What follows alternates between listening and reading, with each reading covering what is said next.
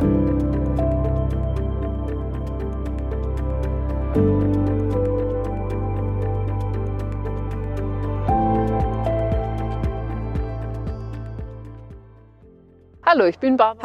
I am Barbara Rodi. I am from the Peace Building Energy Cooperative, FEG, from Herford. This is in Germany, and today I will talk about organizational development. It is important when building renewable energy plants to have a certain framework and a structure that can grow with the requirements. We started to prepare the organization's foundation, and while we were doing that, we began an energy facility. The grounding of the foundation took about a year, and then we took over the energy facility. In the beginning, we were always together in the plenum, and then we realized that we wanted to divide ourselves into working groups with different topics: public relations, finances, project planning. We set this up, and then, the more plants we built, the more we adapted.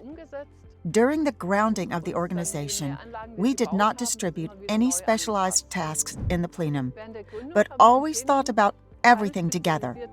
After we set up the foundation, we realized that it is important to fulfill the legal requirements, i.e., you need a board of directors, you need a supervisory board. Then, when we realized that we also wanted to involve those who had been active up to that point, we founded various working groups.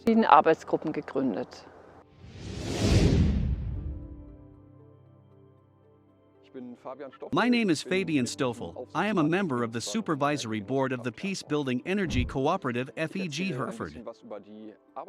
I'll tell you a bit about the working structures of our energy cooperative.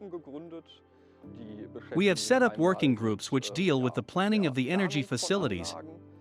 There is a working group for public relations, a working group for the distribution of our green electricity, so that we can sell it directly to the people in cooperation with Burgerwork, and there is a working group for finances.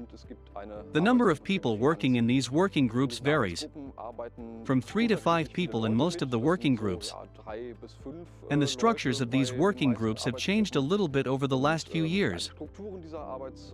We have been around for 10 years now. In the beginning, there were a few other different working groups with not many active members, but now we have more working groups, some of which deal with different things than in the beginning, and the number of members working there is also increasing. We have a very equal understanding of management.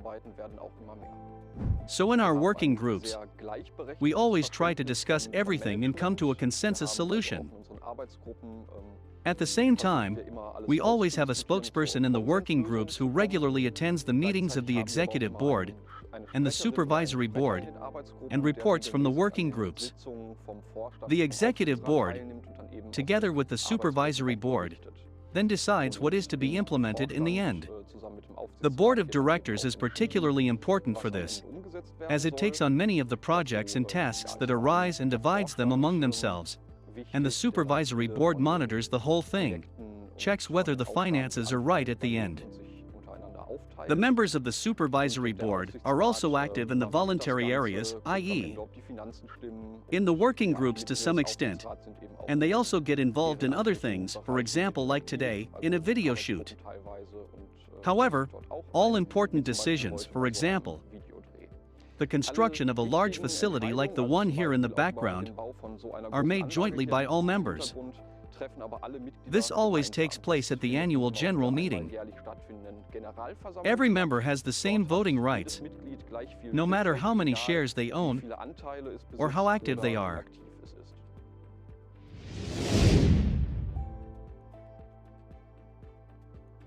My name is Ingo Ellermann. I have also been active in the Herford Energy Cooperative from the beginning, for 10 years. I am the chairman of the supervisory board, and have also been involved in all the projects from the beginning. I am also active in the project planning group. The first projects were very small. Small rooftop installations, kindergartens, and the like. As a rule, we planned them ourselves, obtained offers, evaluated them, and decided what we would do and to what extent. Of course, the workload has increased steadily. Now, With our Riesberg facility, which is our largest facility to date, an open space facility, we have also done a lot of planning ourselves, but we have noticed that we are already reaching our limits. Our next freestanding plant will be even bigger, a 1.5 megawatt open space plant. We will try to get a general contractor who will plan the whole project from the beginning, so that we, as the board of directors and the supervisory board, are also somewhat freed. The realization of a wind power project will certainly be even more laborious.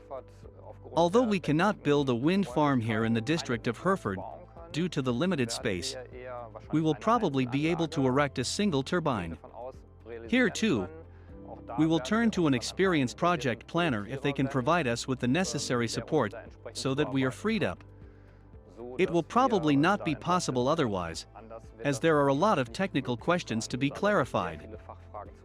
We are in good spirits and hope that we can develop accordingly.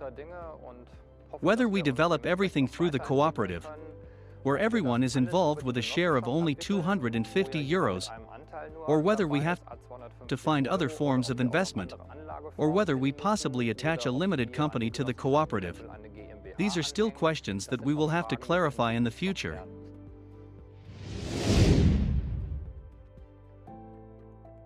With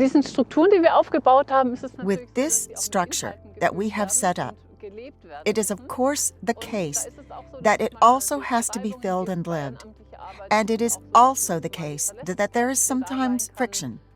With voluntary work, it is sometimes so that the reliability is not there when something more important comes up. Things are left undone.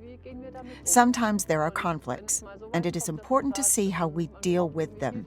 When it comes to saying that we need help from outside, then it is also important to accept that and to say, well, we will take on a coach who will accompany us over a certain period of time and bring us closer to each other again, and also try to tackle the conflicts and then find solutions on a factual level or partly on a communicative level. I think it's very important to say that not everything has to be perfect all the time, but that you can make mistakes and then fix them and work on them. We have now reached a point, especially with these larger facilities, where we also say that we have to professionalize ourselves, that this is no longer possible with purely voluntary work. And what we are trying to do, what is very important to us, is that we are active here in the region and that the added value also remains in the region. That means we try to engage regional enterprises as much as possible. We also try to keep as much as possible in the region, especially when we think about professionalism. And it is also important to us to advance the energy transition here in the region.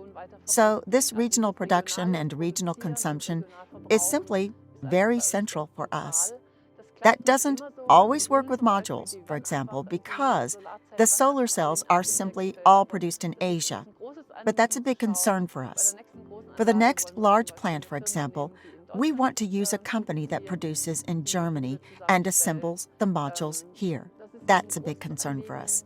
And we're also trying to orient ourselves as much as possible towards the common good economy, producing sustainably, but also making sure that it is socially appropriate and that it really is done in such a way that from a global perspective, everyone benefits from it.